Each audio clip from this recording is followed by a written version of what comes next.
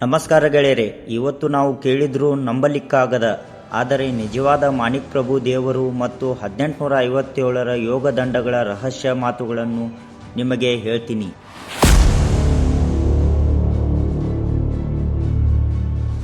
ಮಾಣಿಕ್ ಪ್ರಭು ದೇವರು ದತ್ತಾತ್ರೇಯರ 4ನೇ ಅವತಾರ ಅಂತ ಹೆಸರಾದವರು. ಆದರೆ ಇದರ ಜೊತೆ ಸಂಬಂಧಪಟ್ಟ ಒಂದು ಆಶ್ಚರ್ಯ ಘಟನೆ ನಿಮಗೆ ಗೊತ್ತಾ?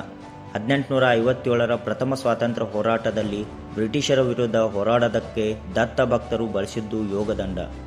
ನಮ್ಮ ಭಾಷೆಯಲ್ಲಿ ಹೇಳೋದಾದರೆ ಇದು ಬಡಗಿ ಲಟ್ಟು. ಆದರೆ ಸಾಮಾನ್ಯದ ಲಟ್ಟು ಅಲ್ಲ. ಮಾಣಿಕ್ ಪ್ರಭು ದೇವರ ಆಶೀರ್ವಾದದಿಂದ ಈ ದಂಡಗಳಿಗೆ ಅಸಾಧಾರಣ ಶಕ್ತಿ ಬರ್ತಿತ್ತಂತೆ.